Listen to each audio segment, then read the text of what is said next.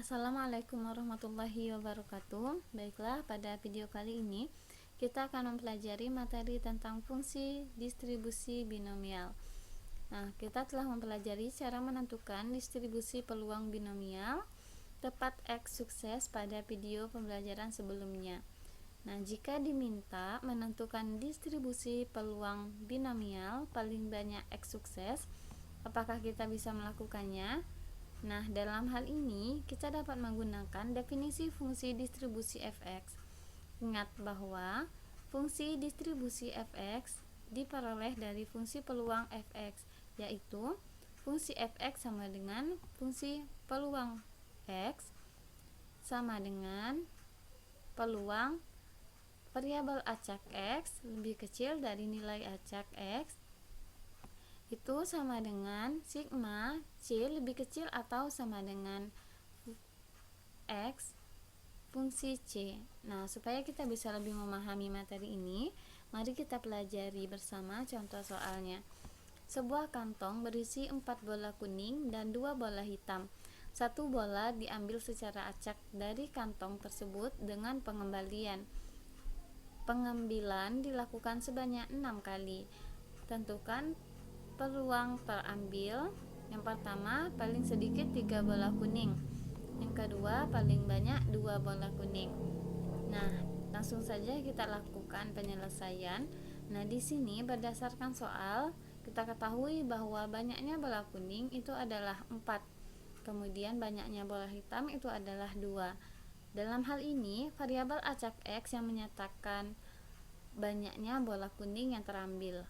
Nah, jadi dalam peluang distribusi binomial ini telah kita pelajari bahwa terdapat istilah P dan Q. Nah, di sini yang dijadikan X itu adalah terambilnya bola kuning, maka P-nya itu adalah peluang terambilnya bola kuning.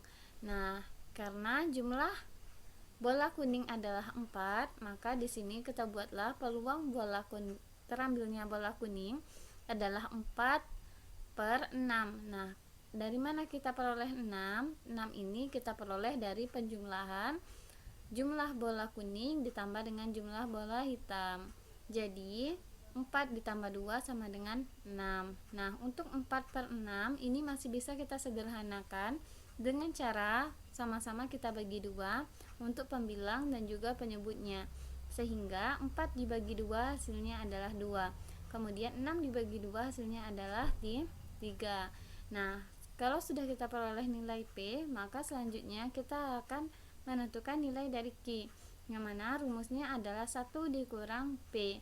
Jadi, Q sama dengan 1 dikurang P.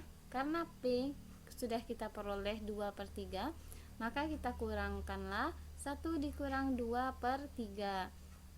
Nah, kalau kita bertemu dengan bentuk seperti ini, maka untuk angka 1 kita ubah dulu menjadi pecahan ya. Nah, karena kan 1 ini merupakan bilangan bulat, jadi kita ubah dulu jadi pecahan sehingga bisa kita operasikan dengan 2/3 ini. Nah, kalau dia 1, kemudian di sini pecahannya penyebutnya adalah 3, maka untuk 1 ini kita ubah menjadi 3/3. Maka 3/3 dikurang 2/3 itu hasilnya adalah 1, karena 3 dikurang 2 hasilnya adalah 1, kemudian penyebutnya adalah 3. Maka kita peroleh P nya adalah 2/3, sedang Q adalah 1/3. Nah, kemudian kalau sudah kita ketahui P dan Q, maka berikutnya kita harus mengetahui berapa N nya. Nah, untuk N sendiri dia adalah merupakan banyaknya pengambilan tersebut. Nah, di sini disebutkan bahwa pengambilan bola itu dilakukan sebanyak 6 kali, maka di sini untuk N-nya adalah 6 ya.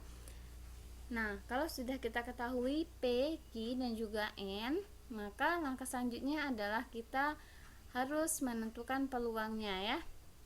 Nah, di sini kan untuk yang pertama kita diminta untuk menentukan peluang terambilnya paling sedikit 3 bola kuning. Nah, paling sedikit 3 bola kuning berarti untuk tanda pertidaksamaannya adalah lebih besar atau sama dengan. Nah, jadi ingat kalau paling sedikit maka tanda ketidaksamaannya adalah lebih besar atau sama dengan. Nah, di situ kan disebutkan adalah paling sedikit 3 bola kuning, berarti P-nya itu adalah lebih besar, X-nya itu adalah lebih besar atau sama dengan 3.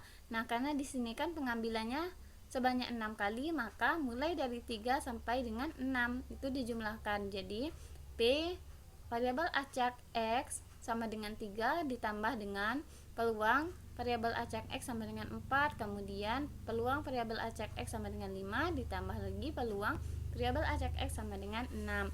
Nah, berarti kalau seandainya di sini paling sedikit adalah 4, berarti yang kita jumlahkan cukup 4, kemudian tambah 5 tambah 6 ya. Nah, karena di sini yang diminta adalah paling sedikit 3, maka kita mulai dari P atau peluang variabel acaknya mulai dari 3 kita jumlahkan sampai dengan 6.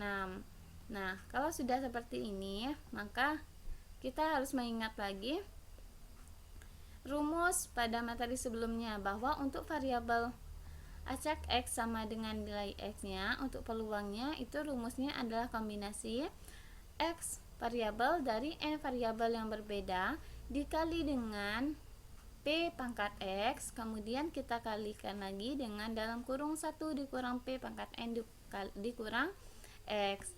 Nah, jadi ini rumusnya. Nah, untuk N kemudian X-nya kan sudah kita ketahui nih masing-masingnya. Kemudian begitu pun juga dengan P dan Q juga sudah kita ketahui ini ya. Nah, kalau semuanya sudah kita ketahui, maka tinggal kita masukkan. Nah, untuk peluang variabel acak X sama dengan 3, berarti di sini X-nya adalah 3.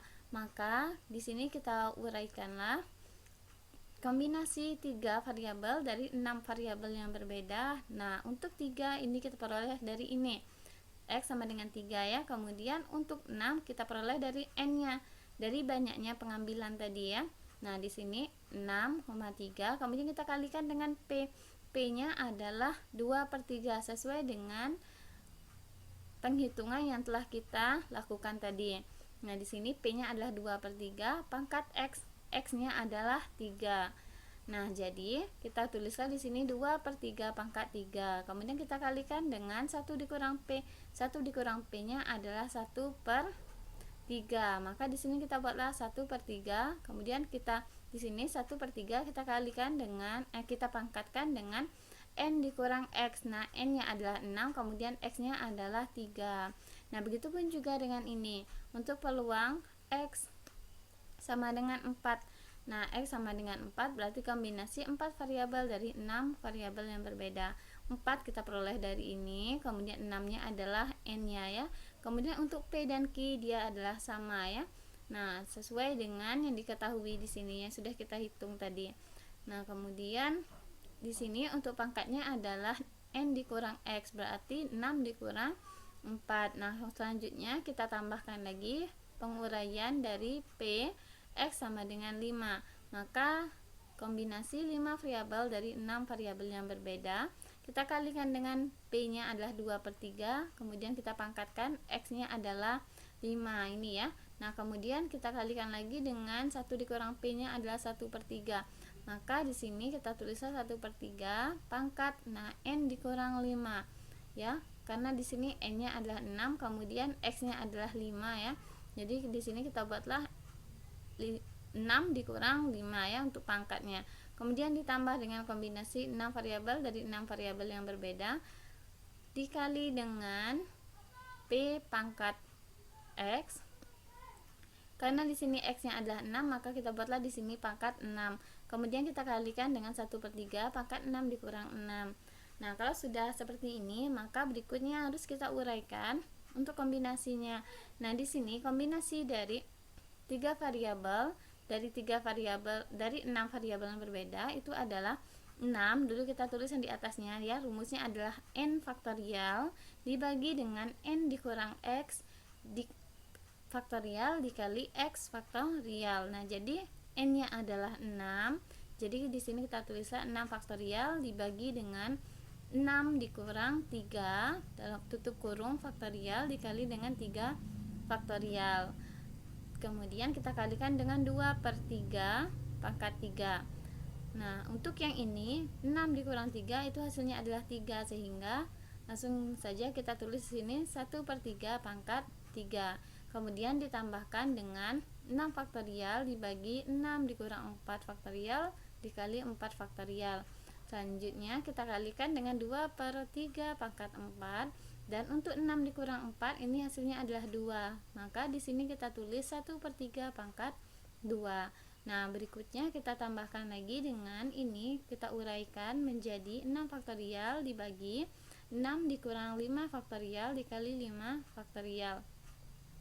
Nah, kemudian kita kalikan dengan 2/3 pangkat 5, dan untuk 6 dikurang 5 hasilnya adalah 1. Maka 1/3 kita tulislah dia menjadi pangkat 1. Nah, berikutnya kita tambahkan lagi dengan ini, kita uraikan 6 faktorial dibagi 6 dikurang 6 faktorial dikali 6. Kemudian kita kalikan dengan 2/3 pangkat 6 dikali lagi dengan 1/3 pangkat 0. Kenapa 0? Karena untuk 6 dikurang 6 hasilnya adalah 0, maka kita tulislah 1/3 pangkat 0. Nah, berikutnya kalau sudah kita tulis seperti ini, maka selanjutnya adalah kita harus mengurangikan ini yang dalam tanda kurung ya.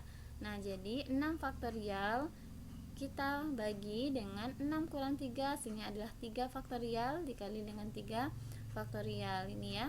Kemudian untuk 2/3 pangkat 3 ini kita uraikan. Nah, jadi 2 pangkat 3 hasilnya adalah 8, kemudian 3 pangkat 3 hasilnya adalah 27. Nah, kemudian untuk yang 1/3 pangkat 3 hasilnya adalah 1/27. Kemudian kita jumlahkan dengan 6 faktorial dibagi 2 faktorial dikali 4 faktorial. Kemudian kita kalikan dengan 2/3 pangkat 4, itu hasilnya adalah 16/81. Begitupun juga dengan 1/3 pangkat 2, hasilnya adalah 1/9. Nah, untuk yang ini kita tulis ya, 6 faktorial dibagi 6 kurang 5 hasilnya adalah 1. Maka di sini kita tulislah 1 faktorial dikali 5 faktorial. Nah, kemudian untuk 2/3 pangkat 5 itu hasilnya adalah 32/243. Kemudian kita kalikan dengan 1/3 karena dia kan pangkat 1 ya. Nah, kemudian kita tambahkan dengan 6 faktorial. Terus di sini untuk 6 dikurang 6 itu hasilnya adalah 0, maka di sini kita tulislah 0 faktorial dikali 6 faktorial. Nah, kemudian kita kalikan dengan ini 2 pangkat 6 hasilnya adalah 64, dan 3 pangkat 6 hasilnya adalah 729. Kemudian kita kalikan dengan ini 1/3 pangkat 0 itu hasilnya adalah 1. Nah, jadi kita harus ingat bahwa berapapun bilangan pokoknya, jika dia dipangkatkan dengan 0 maka hasilnya adalah 1. Nah, demikianlah penjelasan untuk materi ini, dan untuk selanjutnya akan Ibu lanjutkan di video berikutnya. Ibu akhiri, wassalamualaikum warahmatullahi wabarakatuh.